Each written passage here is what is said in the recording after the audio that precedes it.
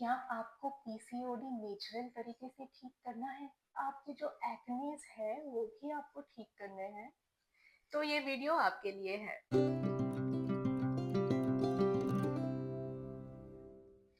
Hello everyone, welcome back to my channel जिसका नाम है लिटिल बिग जॉय। मेरा नाम परिनीता है और मैं आपके लिए लाती हूँ प्रोडक्ट के रिव्यू और मेरे लाइफस्टाइल वाले वीडियोस। तो प्लीज, ये ब्रांड न्यू चैनल है और इसको आपके प्यार की बहुत ज़रूरत है, इसलिए मेरे चैनल को सब्सक्राइब कर दीजिए और जल्दी से लाइक भी कर दीजिए, बेल आइकॉन को दबा दीजिए, क्योंकि आज की वीडियो होने वाली है बहुत इंफॉर्मेटिव। आज मैं बात करने वाली हूँ मेरी पीसीओडी जर्नी के बारे में, और ये भी बताने वाली हूँ कि जो मुझे कभी कभार या फिर normally because of my oily skin मुझे जो पिंपल्स आते रहते हैं उसको भी मैं कैसे क्लियर करती रहती हूँ। तो चलिए वीडियो को स्टार्ट करते हैं। ओके, तो पीसीओडी, पॉलीसिस्टिक ओवेरियन डिजीज, ये एक लाइफस्टाइल डिजीज है। जैसे इस डिजीज में क्या होता है, आपके हार्मोन्स जो है वो डिसबैलेंस हो जाते हैं और ये वुमेन को इफेक्ट करता है उसके रिप्रोडक्टिव एज में। जब आपका पीरियड्स चल रहा होता है उस टाइम पे ये आपको होता है। ऐसे टाइम पे जब आपको पीसीओडी हो जाता है तो बहुत सारे रिस्क फैक्टर्स आ जाते हैं रिगार्डिंग चाइल्ड बर्थ, और भी अदर हेल्थ इश्यूज होते हैं, जैसे कि जब हार्मोनल इम्बैलेंस होगा तो आपके चेहरे पे भर भर के पिंपल दिखेंगे, फेशियल हेयर हो जाते हैं। एक्चुअली मेल हार्मोन ज्यादा हो जाता है हमारे बॉडी में। इसी वजह से जब भी पीसीओडी होता है तो लेडीज को फेशियल हेयर आना शुरू हो जाते हैं, बॉडी में हेयर ग्रोथ ज्यादा हो जाता है, और सर का जो हेयर फॉल होता है वो तो बता ही नहीं सकते, बहुत ज्यादा हेयर फॉल होता है, हेयर थिनिंग होता है। इसके अलावा आपके पीरियड्स रेगुलर नहीं होंगे, फ्लो जो है पीरियड का वो हैवी भी हो सकता है या फिर बहुत कम हो जाता है। किसी किसी को 6-7 महीने तक रेगुलर ब्लीडिंग होती रहती है बिकॉज ऑफ पीसीओडी, इतना हैवी फ्लो होता है।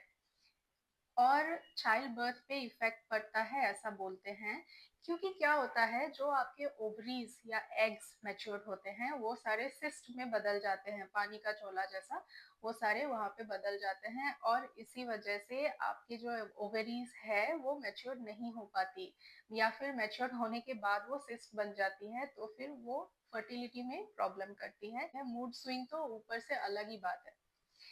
तो ये सारा कुछ मैंने झेला हुआ है गाइस, और इसी वजह से मैं चाहती थी कि एक इंफॉर्मेटिव वीडियो भी बने मेरे चैनल पर, जहां पर मैं आपको अपना एक्सपीरियंस बताऊं, प्लस ये भी बताऊं कि मैंने कैसे अपना पीसीओडी ठीक किया। तो बैक स्टोरी क्या है पीसीओडी की मेरी जिंदगी में। इट वाज 2012 जब मुझे पहली बार पता चला कि मुझे पीसीओडी है। एक्चुअली मुझे पिंपल्स आ रहे थे, मेरा वेट गेन हो चुका था 72 किलो तक, और मैं तब यूनिवर्सिटी टाइम पे थी, और बिकॉज ऑफ द पिंपल्स मुझे स्किन के डॉक्टर जो होता है डर्मेटोलॉजिस्ट, वहाँ पे जाना पड़ा था, and he suggested some blood test. और उन्होंने ही ब्लड टेस्ट को देखने के बाद उन्होंने बोला कि एक अल्ट्रासाउंड भी करवा लो। I went for the ultrasound and he said that skin से ज्यादा मुझे गायनोकोलॉजिस्ट की जरूरत है। तो मैं गायनोकोलॉजिस्ट के पास गई और उन्होंने मुझे कंट्रासेप्टिव पिल दिया और बोला कि ये आपको 6 महीने तक कंटिन्यू करना पड़ेगा, क्योंकि तभी आपके जो हॉर्मोन्स डिसबैलेंस हो गए हैं वो बैलेंस पे आएंगे, आपका जो पीरियड है वो भी रेगुलर होने लगेगा।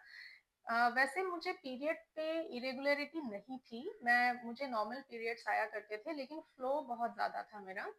तो पहली बार जब मैंने वो सारे कंट्रासेप्टिव पिल वगैरह खाए जो बेवजह खाए मुझे लगता है, उससे वेट गेन मेरा और भी होने लगा, मुझे ऐसा लगता है।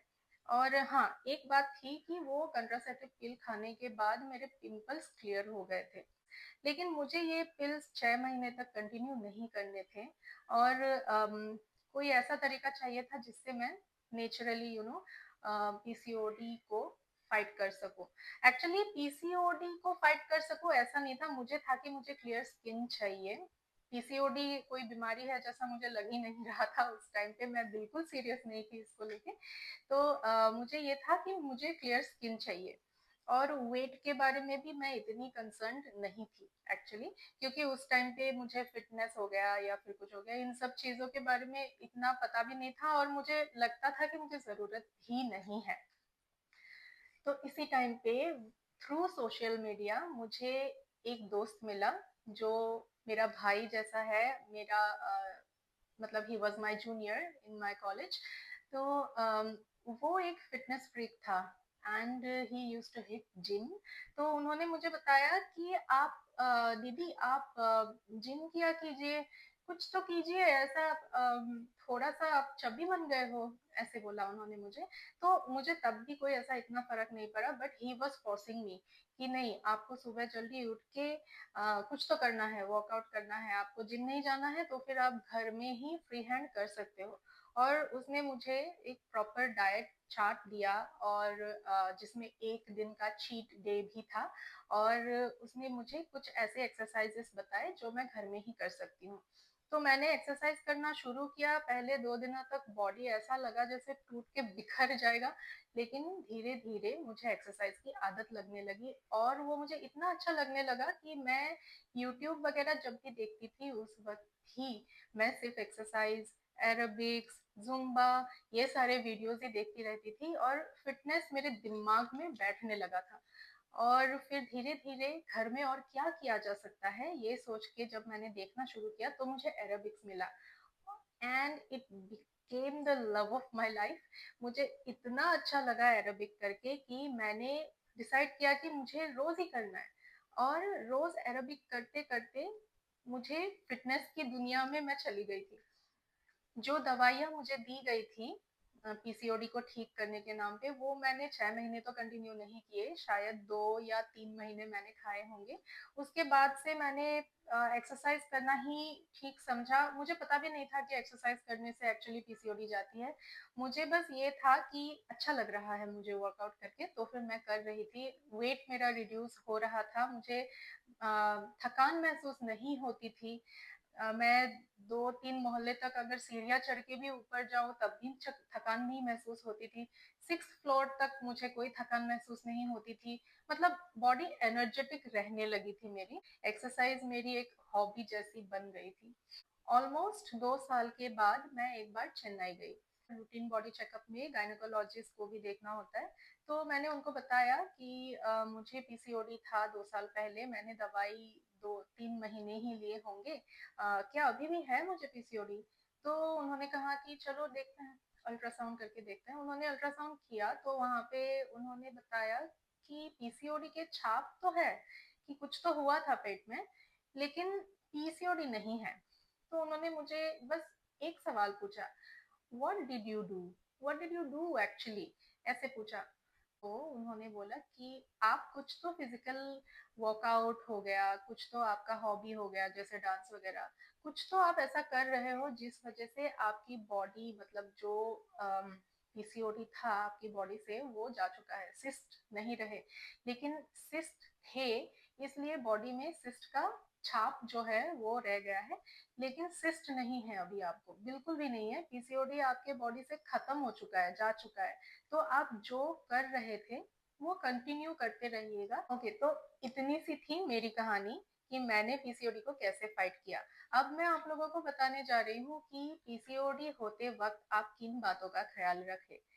पहली बात तो यह है कि आपको मिल्क प्रोडक्ट नहीं खाने हैं। दूसरी बात, आपको एक्सरसाइज रिलीजियसली करना है। तीसरी बात, नींद आपकी पूरी होनी चाहिए। रात को बहुत रात तक ऐसे फोन देखते रहना, मूवी देखते रहना, या जो भी आपका काम है वो करते रहना, it's not healthy for you. तो अपने हेल्थ को अगर आप अच्छा रखना चाहते हैं तो फिर 7-8 घंटे की रात की नींद आप जरूर पूरी करें। 10 से 11 बजे तक सो जाइए। और फिर डाइट, डाइट में जो है आपको प्रोटीन डाइट आपका साथ अच्छा होना चाहिए। वो मुझे प्रोटीन डाइट का पहले पता ही नहीं था, क्योंकि मैं तो, हम लोग असम में कर्ब्स बहुत खाते हैं, rice is all about curbs. तो हमारा 3 टाइम का मील राइस ही होता है। तो इसलिए जब मुझे हुआ था पीसीओडी तो मुझे, मैंने बताया था ना, मेरा एक जूनियर ब्रदर, तो उन्होंने मुझे जो डाइट चार्ट दिया था उसमें राइस इंक्लूडेड था, लेकिन पोर्शन कम हो गया था। मेरा जो कर्ब्स का जो पोर्शन है वो कम होके वहाँ पे प्रोटीन ज्यादा हो चुका था। तो आपको वैसे ही अपना जो रूटीन है खाने का वो बनाना है। तो दैट्स ऑल गाइस, पीसीओडी ठीक करना बहुत इजी है, लेकिन आपको रिलीजियसली करना पड़ेगा। अगर आप एक बार डॉक्टर की दवाइयों पे डिपेंडेंट हो गए तो ये आपको जिंदगी भर डिपेंडेंट बनाए रखेंगे। अभी बात करते हैं कि पीसीओडी में जो कुछ डर होते हैं कि क्या पीसीओडी वाली लेडीज इनफर्टाइल होती है। ओके, पीसीओडी जब होता है अगर उसका लेवल बहुत हाई है, मतलब सिस्ट अगर बहुत बड़ा है, तो शायद उनको फर्टिलिटी में प्रॉब्लम होगी। लेकिन अगर आप पीसीओडी के सिस्ट भी बड़े हैं तब भी आप उसको रिड्यूस कर सकते हो, ऐसा मैंने बाद में इंटरनेट पे पढ़ा। और बोला गया कि जो एक्सरसाइज वगैरह होते हैं, जो आपका फिजिकल वर्कआउट होता है, एक्चुअली वो कुछ भी हो सकता है, अगर आप घर में दरवाजा बंद करके 15 मिनट डांस भी करते हो ना, ट्रस्ट मी इट वर्क्स। तो आप अपना कोई भी डांस फॉर्म चूज करके डांस कर लीजिए, आपके बॉडी को थकना चाहिए।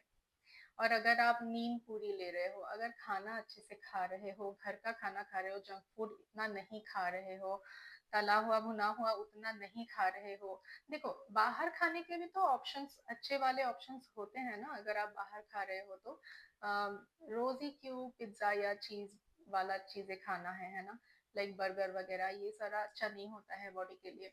तो कभी कभार खाना, चीट डे में खाना इज ओके। लेकिन जब आप वर्कआउट करना शुरू करोगे ना, आपको खुद ही खाने का मन नहीं होगा, यह अपने आप होने लगता है, क्योंकि हॉर्मोन्स ठीक होने लगते हैं वर्कआउट से।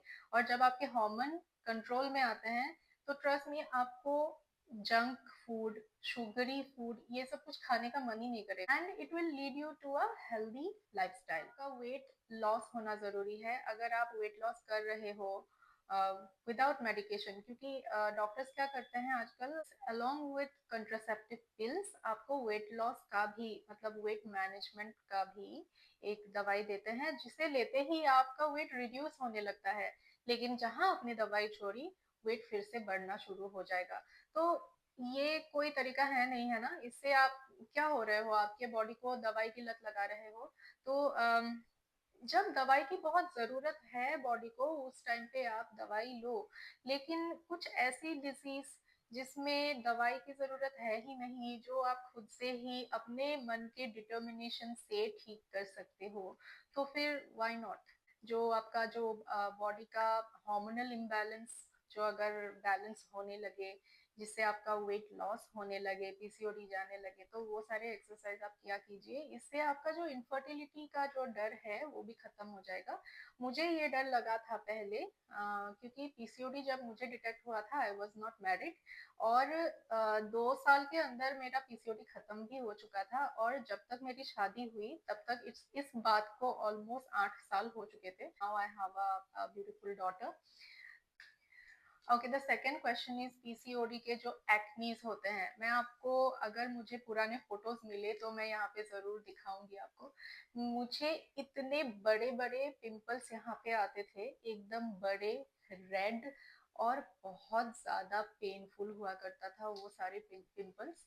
एंड जो आप हार्मोनल जो टैबलेट्स लेते हो, कंट्रासेप्टिव पिल्स, उससे आपके पिंपल्स तो खत्म हो जाते हैं, लेकिन कुछ दिनों बाद जब आपका पिल बंद हो जाएगा तो फिर वापस भी आ जाते हैं, क्योंकि पीसीओडी है आपको। तो उसके लिए पिंपल तो एक ऐसी चीज है जो आपको इंटरनली और एक्सटर्नली दोनों साइड से ही केयर करनी पड़ती है आपको। तो अगर आपका गट हेल्थ, अगर आपका पेट ठीक है, तो फिर पिंपल्स भी एक्चुअली रिड्यूस हो जाते हैं। लेकिन हॉर्मोन्स अगर डिसबैलेंस है तो फिर लेडीज को पिंपल आती ही है, यहाँ पे, और ये पूरे गालों पे भर भर के पिंपल्स आते थे मुझे, एंड बड़े वाले आते थे, जिस वजह से गड्ढे हो गए थे मेरे गालों पे। तो जब मैं पहली बार गई थी डर्मेटोलॉजिस्ट के पास आफ्टर डिटेक्टिंग द पीसीओडी, उन्होंने मुझे बताया कि आप एक केमिकल पिल ले सकते हो। तो मैंने केमिकल पीलिंग कराई थी, एंड वो शायद 2 साल तक काम किया, मुझे पिंपल खत्म भी हो गए। तो मुझे पिंपल का प्रॉब्लम जो है वो not only because of hormonal disbalance, मेरा स्किन भी ऑयली है एज यू कैन सी। तो इस वजह से भी मुझे बहुत पिंपल्स हो जाते हैं क्योंकि आई एम हाईली सेंसिटिव। मुझे हर कोई क्रीम सूट नहीं करती। अचानक से कोई भी प्रोडक्ट मैं यूज नहीं कर सकती, ऐसा मुझे बहुत कुछ है। ऑयली एंड सेंसिटिव स्किन है मेरा।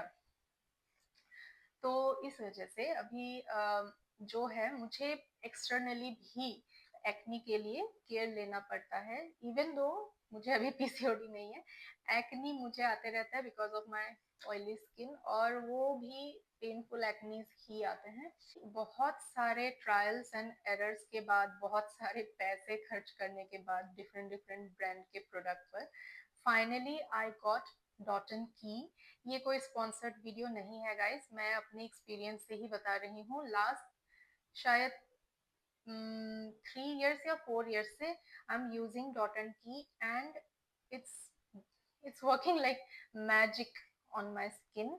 और मैंने जिनको भी रेकमेंड किया है ना, ट्रस्ट मी, सबके पिंपल गए हैं। मैं आपको दिखाती हूँ मैं क्या यूज कर रही हूँ इस वक्त। Right now I am using this.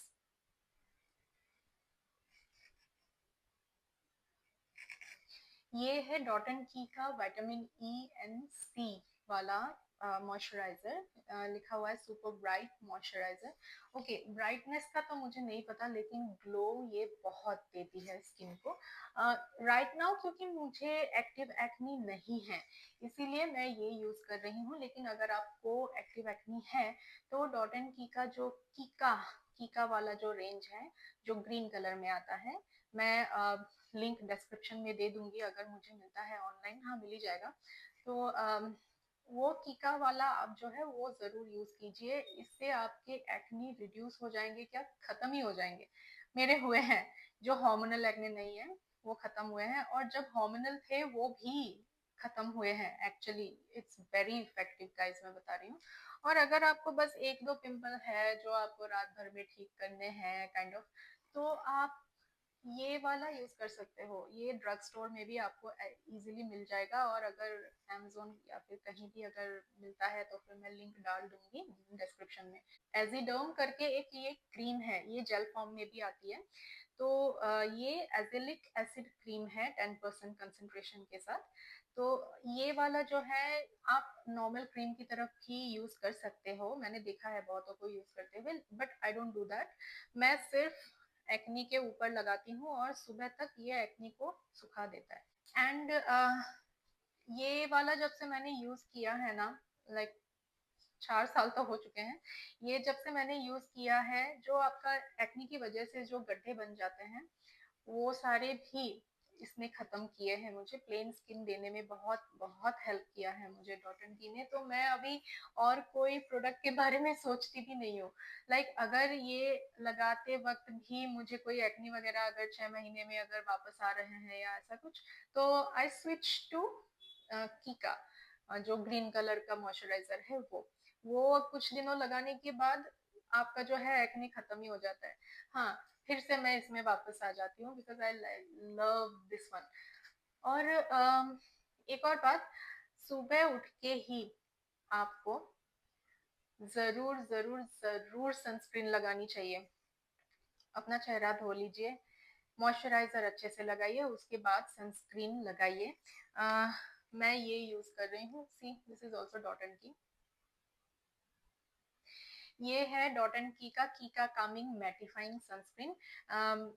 ये रेंज का ही मॉइस्चराइजर के बारे में मैं बात कर रही थी। तो ये SPF 50+ है, और PA ट्रिपल प्लस नहीं, PA कितने, हाँ 4 प्लसेस है इसमें। मतलब it's a broad spectrum sun block cream. तो फिर आप ये लगा सकते हो, और इसका जो कंसिस्टेंसी है वो बहुत थिन है, एकदम से गिर जाएगा। मतलब अगर मैं यहाँ पे आपको खोल के दिखाऊं, चिपचिपा बिल्कुल नहीं लगता, and it's very comfortable to wear on your skin. आपको पता ही नहीं चलेगा कि आपने सनस्क्रीन लगाया हुआ है। अगर आप सनस्क्रीन रोज लगाते हो तो आपको एक्ने नहीं आएंगे। 2-3 घंटे में अगर आपको एक्टिव एक्ने है तो सनस्क्रीन को 3 घंटे में रिपीट करो, मॉइस्चराइजर भले ही ना लगाओ, ये रिपीट करो। और मान लो कि आप कहीं नहीं जाते, घर में ही रहते हो, क्या आपको फिर भी सनस्क्रीन लगानी है? जी हाँ। अगर आपके घर में लाइट आती है तो आपको सनस्क्रीन लगानी है। मान लो आपके घर में लाइट्स भी नहीं आती लेकिन ट्यूबलाइट जलती है क्या, तो भी आपको सनस्क्रीन लगानी है। मतलब आप सनस्क्रीन डे टाइम में स्किप नहीं करोगे। और स्किन को अच्छा रखने के लिए पानी आपको बहुत ज्यादा पीना है। मैं इसलिए ये सब कुछ बता रही हूँ क्योंकि मुझे खराब स्किन के साथ बहुत फाइट करना पड़ा था।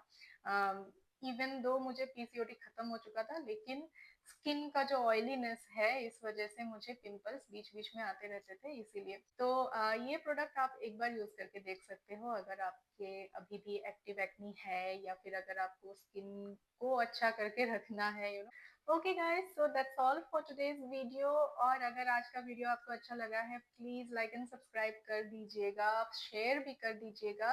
और मैं अपने चैनल पे अगला वीडियो जो है वो किड्स के कपड़ों का हॉल लेके आने की कोशिश करूंगी।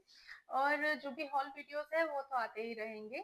तो प्लीज कीप सपोर्टिंग मी ताकि मैं भी थोड़ा सा ग्रो कर सकूं। Thank you so much for watching.